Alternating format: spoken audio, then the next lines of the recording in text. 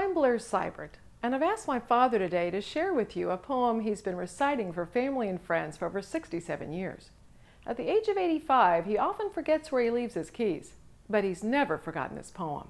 Take it away, Dad. I'm Joe Seibert. I'm going to recite the Ballad of Blasphemous Bill, which was written by Robert W. Service. I ran into this poem when I was in high school, and I've been enchanted by the words that the poet used to describe things. If you close your eyes and listen to it, you can see exactly what he was talking about. There are about 4 words in the poem that you might not recognize, so I'll tell you those. Sourdough, there's a person who lives off the land by hunting, fishing, trapping, mining. SLUICE-HEAD. Sluice box was the long wooden trough that had the screen at the bottom that they ran the ore down. The person that ran that sluice box was called a sluice head. Red hot spit. If you think of a red hot ember in your barbecue pit, when it's 69 below in the wintertime, if you happen to touch a piece of steel like a steel post, it's so cold that it feels hot. And the last word is tenderloin, and that was a bordello full of young girls. And when I'm through, I would tell you a little more about Robert Service's life if you'd like to listen. The Ballad of Blasphemous Bill. I took a contract to bury the body of Blasphemous Bill Mackay, whenever, wherever, or whatsoever the manner of death he die, and whether he die by the light of day or under the peak-faced moon, in cabin or dance hall, camp or dive, on muckluck or patent shoon, on velvet tundra or virgin peak, by glacier, drift, or draw, in muskeg hollow or canyon gloom, by avalanche, fang, or claw, by battle, murder, or sudden wealth, by pestilence, hooch, or lead, I swore on the book I would follow and look till I found my tombless dead. For Bill was a dainty kind of a cuss, and his mind was mighty sot on a dinky patch of flowers and grass in a civilized boneyard lot. And where he died or when he died, it didn't matter a damn, so long as he had a grave with frills and a tombstone epigram.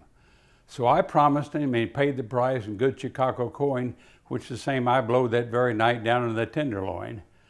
Then I painted a 3-foot slab of pine, "Here lies poor Bill Mackay," and I hung it up on my cabin wall, and I waited for Bill to die.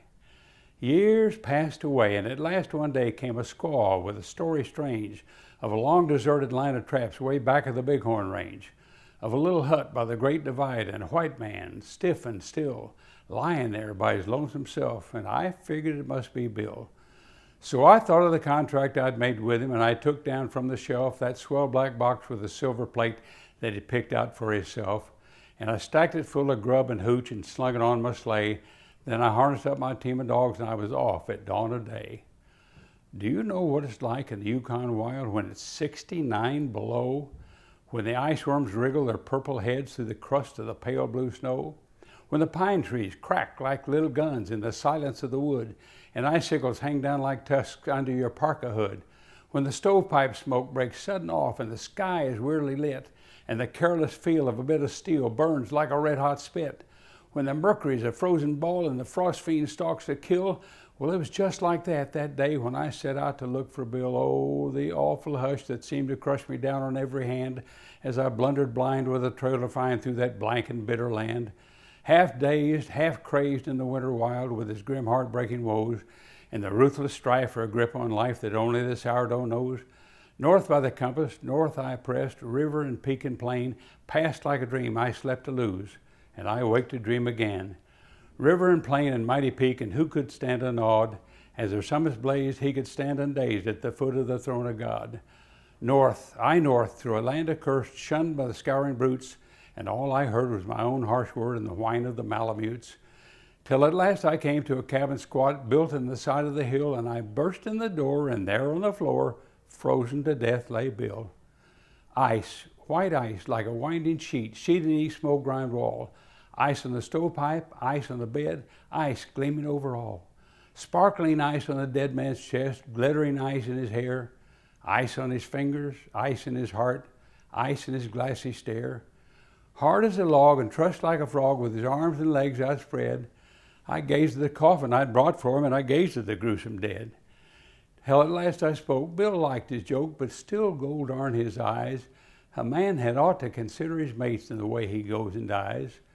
Have you ever stood in an Arctic hut in the shadow of the pole with a little coffin 6x3 and a grief you can't control? Have you ever sat by a frozen corpse that looks at you with a grin and that seems to say, you may try all day, but you'll never jam me in?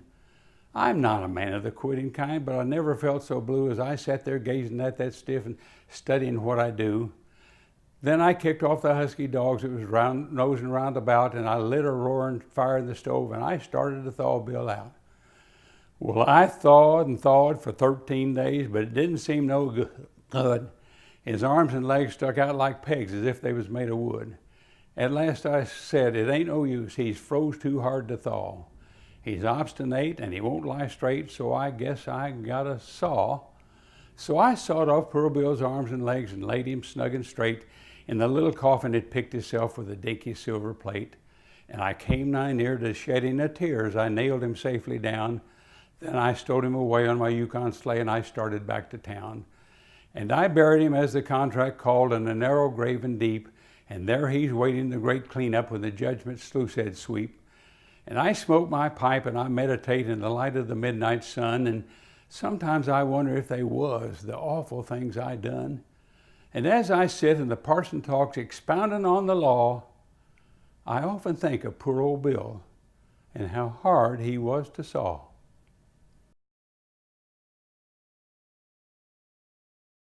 Robert Service was born in England and migrated to Canada in the banking business. And they eventually shipped him out to Kamloops and then finally up to Whitehorse in the Yukon. The Yukon is the Canadian side of Alaska. And he was, of course, a teller in the bank, but he was enamored with poetry and about how cold it was up there. So Robert has written many, many poems, two famous ones, The Cremation of Sam McGee and The Shooting of Dan McGrew. But this poem that I've just recited for you is probably the most dramatic, and you can really visualize. If you really want to visualize it, go back to the beginning and listen to it with your eyes closed.